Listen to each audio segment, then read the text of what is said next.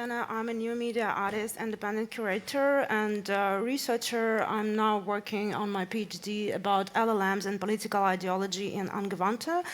And I work with different technologies like biomedia, the Internet of Things, and one of my main topics is artificial intelligence. But today I'm planning to talk about artistic practices at the intersection of art, technology, and tactical media. I'm planning to talk about my own artistic practice and about my curatorial project, including other artists' works. And all these works, they're dealing with the fundamental asymmetry of power, which we are facing these days, when we as citizens are transparent, while states and corporations, they're opaque, and also these works are artistic prototypes. We can easily imagine that these projects can be applied in political context and adapted for activism. And in the end of my presentation, I'm planning to introduce a new initiative I'm currently developing in cooperation with Wouw Holland Foundation. And we will announce this initiative, which will launch next year. And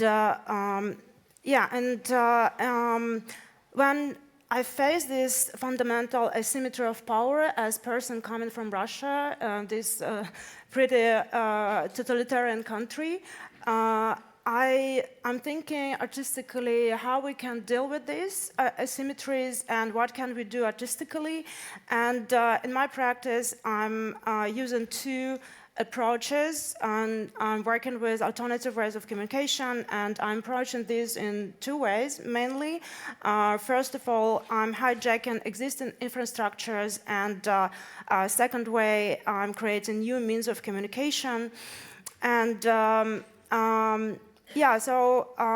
my first project I want to present is Deus Ex Machina. I started this project in 2016, and in this project I combined two technologies which were relevant to me back then. First is artificial neural networks, and second is the Internet of Things. And I trained neural network with long short-term memory on big data of sacred text, and then I used another neural network for speech synthesis.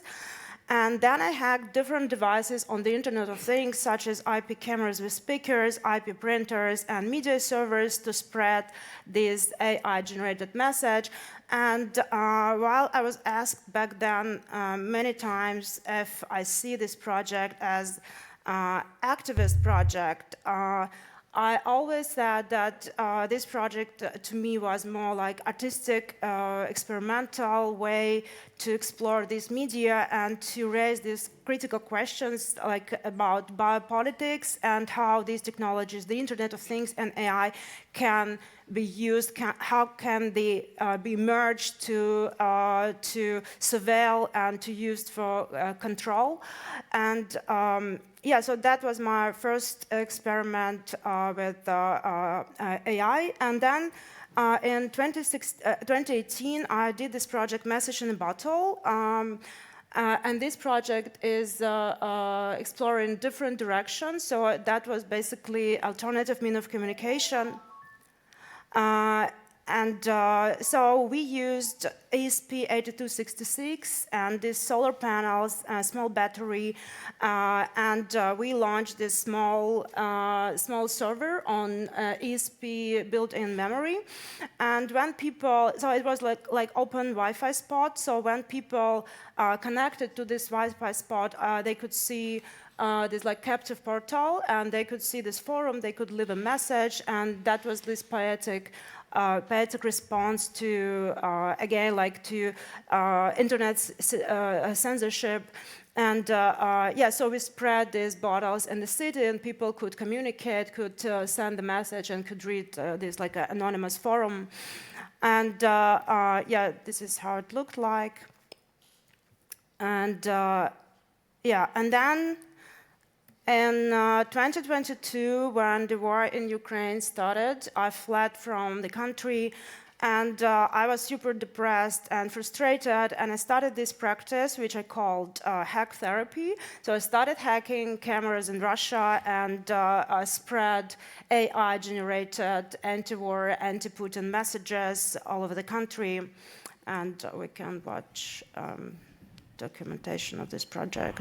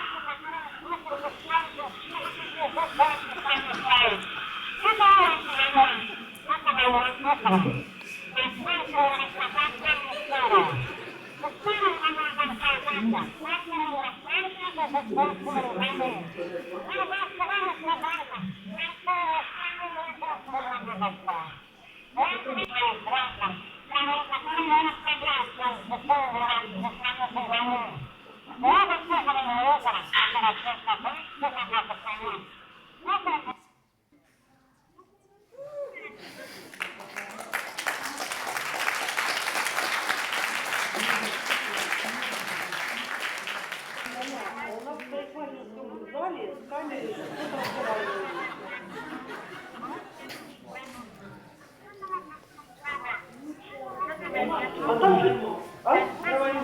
Провалить что-то.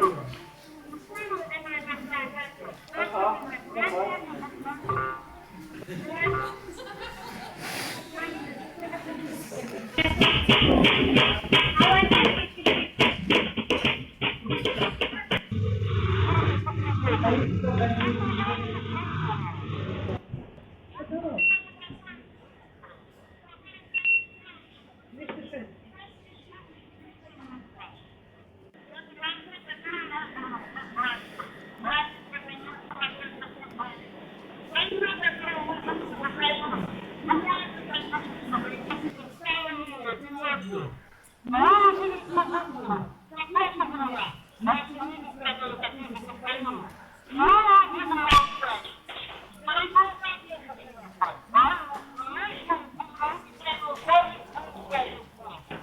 давай.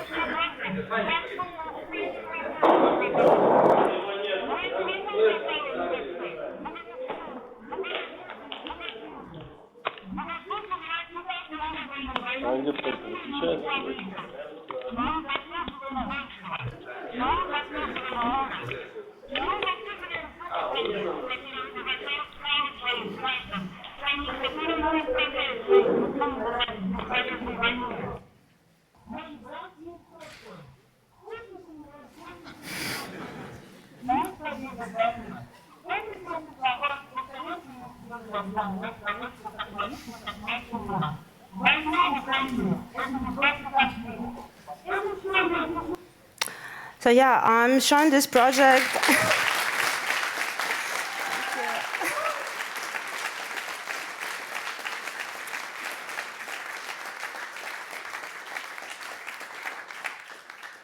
Thank you. I'm showing this project as an example how some purely artistic projects, as like Deus Ex Machina, who I showed before, could be repurposed for political activism. So basically, that was a reenactment of my old work, which I used to spread this anti-war, anti-Putin message in Russia. And now I'm developing a new project which is called 868 Labs, and I'm doing this project in a collaboration with my colleague Katerina Kataeva and our anonymous collaborators who are doing great job developing this hardware. And this project is about the distributed mesh peer-to-peer network based on LoRa technology, lower range radio waves, and we are developing our custom electronics to create these LoRa-based transmitters. And we saw this project as a response to the situations such as internet restrictions, network fragmentation, war zones, and high surveillance environments. And we see it as a series of wearables, wearable transmitters, and you can connect with your smartphone to the transmitter and send the message and this alternative network.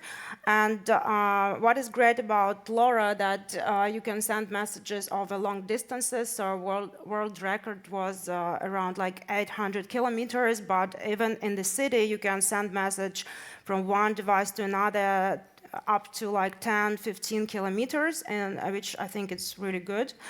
And but while we saw this project as this like a critical response to these like situations, problematic situations, now we see it as a technology which can be used for everyday life. Like if you're interested in private, secure communication, you can use this technology. And I think we will develop our we already developed several prototypes, but I think we will have like fully working prototype by May.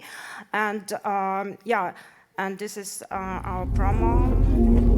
We are 868 Labs, a collective developing tactical tools for off-grid communication.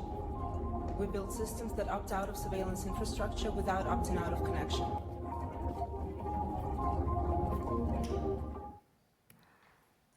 And now I want to talk about my curatorial project, Digital Resistance. I showed this project several times. And last time I showed it in Amsterdam in August. And in this project, I'm showing other artists' works. And these works are all working with this asymmetry of power in terms of information technology and communication. And these artists are approaching this asymmetry in different ways.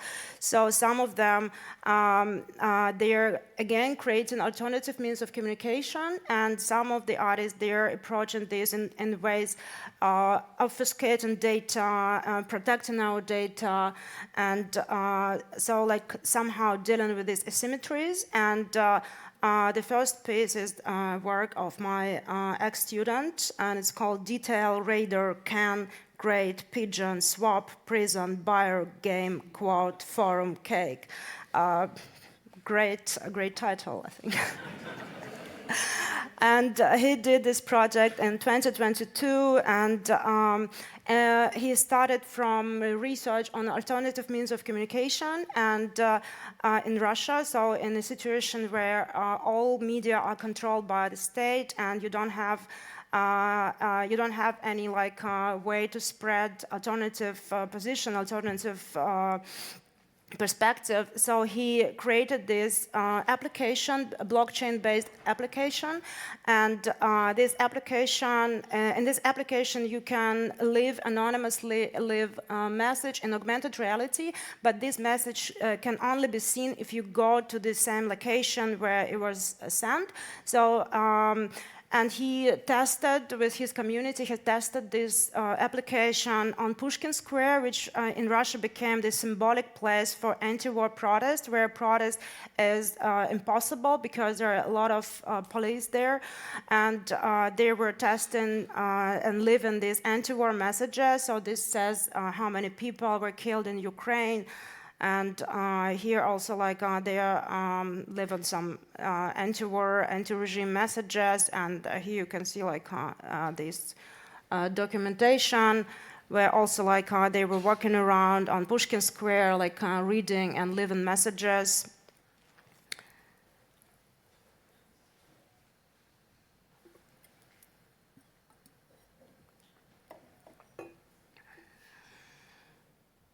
Yeah, it says like it was obvious you had to flee.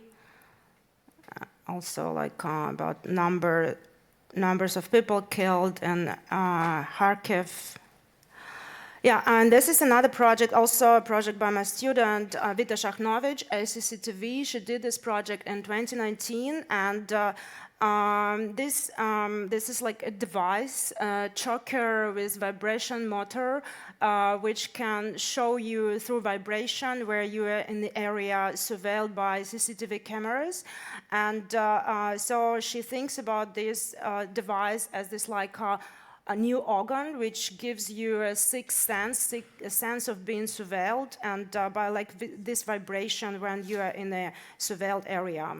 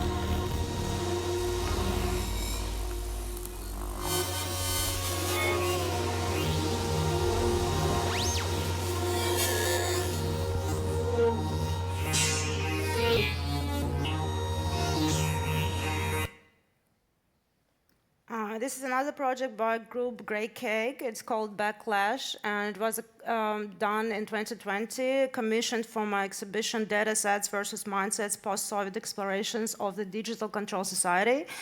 And these artists, they train neural networks to identify police officers in videos and photos from protests and cover all protesters, basically leaving all police officers uncovered, like at the scene.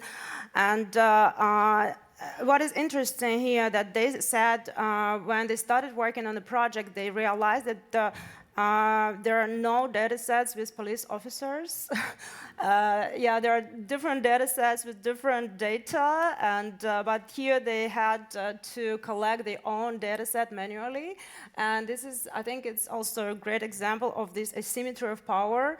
And I think this is like a great response, and how we can use technology creatively to deal with this asymmetry of power, and to how the same technologies which can be used to surveil us can be used for for civil society. And yeah, this is another project by my colleague and friend Dmitry Morozov. It's called the Hot Ninja, and he did it in 2018. He developed this device which can create this like a Wi-Fi hotspot, and you can use like any title, and you can also spread political message through this like Wi-Fi hotspot title. And actually, what is interesting that I back then in 2018 and 2019, I saw like people used this for like to spread political message. So like they had this like Wi-Fi hotspot, free Navalny, and like other messages. And but he also used this to create his own server. So people, when they connected to this hotspot, they could there was no internet, but they could communicate through forum, or they could send messages or pictures. And yeah, let's watch documentation. Hot Ninja is a multifunctional network device for autonomous activity in the city environment. Its main function is communication and propaganda through the Wi-Fi wireless standard. This is the hacktivism DIY response to attempts by the authorities in different countries to control the internet. The project serves as an example of the possible opposition and decentralization of networks to ensure communications and provide notifications irrespective of whether there is access to the global internet or certain restrictions are applied. The device consists of 3 standalone Wi-Fi access points based on the ESP8266 chip and Arduino Mega board. The device is also equipped with a keyboard for typing text and OLED screen for convenience of use. Operating principle. When typing the text on the keyboard, I can at any moment create or change network names, using the Latin alphabet or Cyrillic script. This makes it possible for the actual network names to serve as a way of transmitting specific information, personal messages, calls for action, mottos, notifications, or any other statement. As all state-of-the-art smartphones, tablets and computers are equipped with Wi-Fi modules, it is highly likely that such a message could be read. In crowded places, for example, the metro, numerous users constantly look for networks, and as there are usually precious few external networks, it is highly likely that numerous people will see the message. If the user is connected to one of the networks, then the captive page jumps out at the user. This page may have any deliberately assigned content, and inter alia, led to other pages located on my standalone servers. This will make it possible to deliver vast volumes of information, constituting an autonomous internet to all intents and purposes. The text of a cyberpunk manifesto by Christian Kirchev is placed on the demo page used in this video documentation.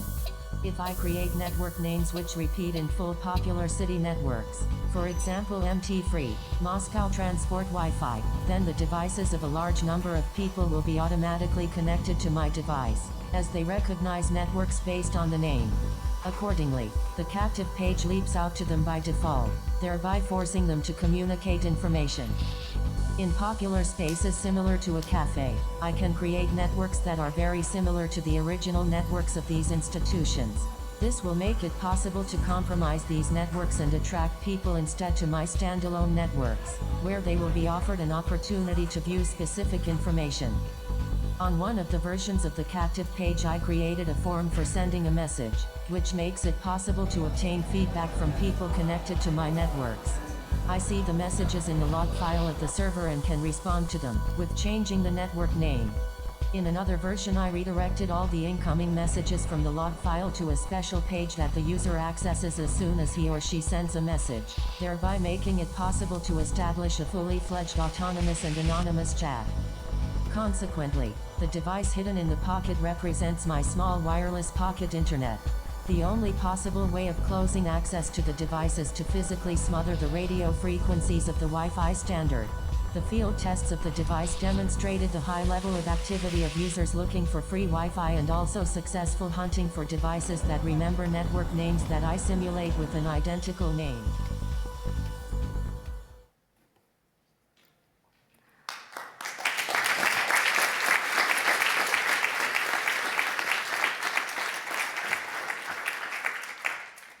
While these projects are artistic projects, you can imagine that they can be used in political context for political activism. And now I want to announce a new project which we're developing together with Wow Holland Foundation. And we are launching this project next year, and we will support projects, functional tools, practical tools, addressing digital fascism, surveillance capitalism, propaganda infrastructures, and platform power, not through critique or speculation, but in a practical way, developing practical tools. And so we will support tools, devices, system, experimental software, strategic interventions, creative misuse of technology, and critical research practices. And some example area include resilient communication systems for high surveillance or restricted environments, open source tools to address censorship, misinformation, and media manipulation, critical AI applications such as bias detection, dataset forensics, and model interrogation, wearable and embedded devices as experimental or socially engaged tools, DIY privacy infrastructures, and decentralized data management. And we welcome media artists, hackers, engineers, scientists, creative technologists, and media investigators. So if you have some project which is too political or too experimental for traditional funding, you can apply to our open call next year. Please subscribe for updates about the platform. And if you have questions, please ask.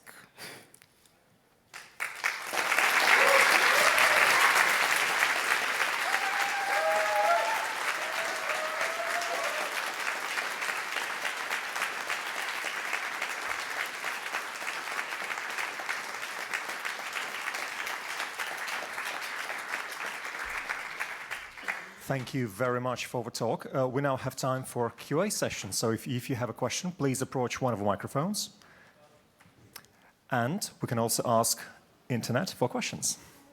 Yes, we have a question from the internet. Does your 868 Labs use a Meshcore or Meshtastic standard, so that it's an open standard, or is it a self-wrote protocol? Yeah, we are planning to collaborate with Meshtastic. They are very interested because now they're using Chinese solutions, but they're very interested in our development. Yes, but we are also exploring Reticulum. Actually, we are interested in Reticulum as well. Excellent. Microphone number 2, please. Thanks for the great insight. It's impressive to see that. Do you have experience on how authorities are trying to track down such devices? Which devices exactly?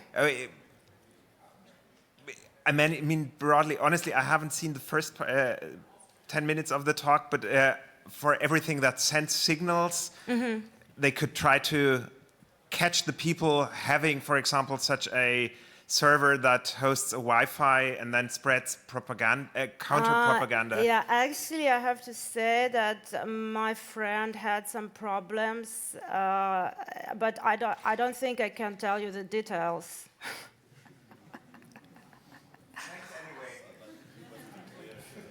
Thank Yeah, you. he was accused. Yeah, my friend was accused. Yeah, anyway, I don't think I can tell you this. Thank you for the question. Microphone 2, please. Hello, thanks very much for the presentation. I was really surprised by the reactions of the people with the hacked cameras, and I was wondering if you have any kind of comment or explanation of why they were reacting in this way. I was kind of thinking, would they be afraid? Would they be like really defensive or attacking the cameras? I had different types of reactions. I think many people were afraid because in Russia, for like these kind of things, like you can go to jail for 15 years. So you're basically an extremist. So they were very scared, and I think many of them, they were confused because they didn't know who is talking, like what is happening. They were thinking maybe like who is testing them, like who wants to see their reaction. So I think many people were very scared. If you have a question, please feel free to approach one of the microphones so that we can hear it. And at this stage, question from the internet, please. Yes, sometimes during raids, especially ICE in the US, but probably also other states, shut down ISP networks and also cellular networks. Do you have any plans on resisting that, or can your devices actually resist those shutdowns? Can you please repeat?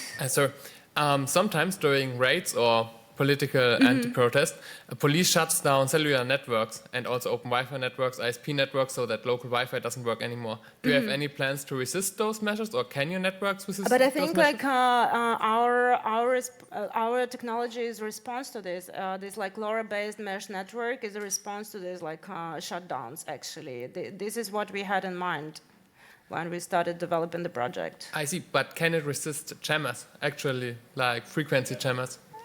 I don't know. We have to test. Thank you. Thank you. Microphone number 1.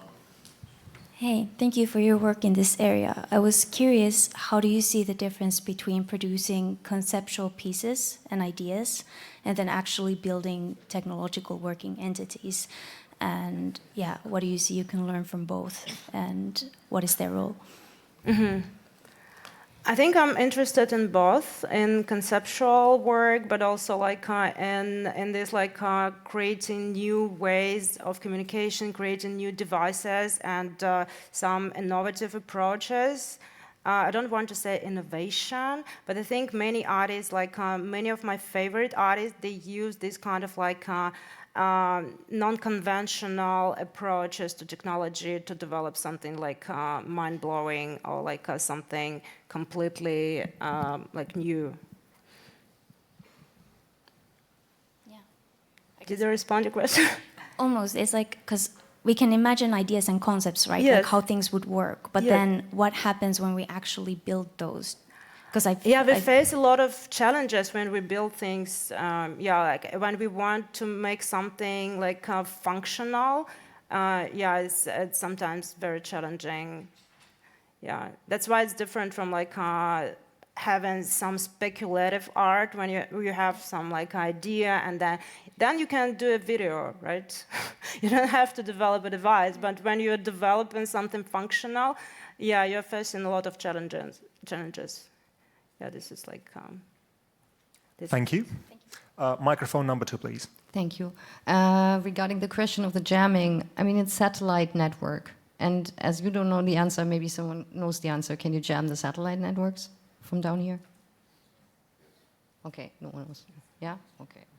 I think LoRa technology is pretty resilient, so it might sustain this. And microphone 2 again, please. Thank you for your presentation. I would like to ask about the camera project you did as well. Do you know of anything that came of it, so to speak? I mean, we saw the direct contact with the people, but do you know if there was any action taken by the government? Do you know if anything happened to the people who were listening to your messages? Did anything in this way substantial that you could point to exactly this happened? Because it was very fascinating to watch it, but I'm just curious if there was anything like, I actually don't know. And to me, it was more like, I didn't see it as a project. To me, it was more like a way to support myself, to cheer up myself, but also to support these people because they don't have access to alternative perspective. They are very scared. Even if they're against the war against Putin's regime, they don't have this perspective. They don't see it on media, and they're even like scared to express this, and even like not in public context, even like privately. So to me, it was also a way to support these people. And when you watch a video, you can definitely see that some of these people, they're against the war, right? They're against Putin. And to me, that was very, like I was very happy to see this, like supporting these people. So it was actually a very personal project to me. Thank you. Thank you very much for the talk. I would like to ask for one more warm round of applause for Helena.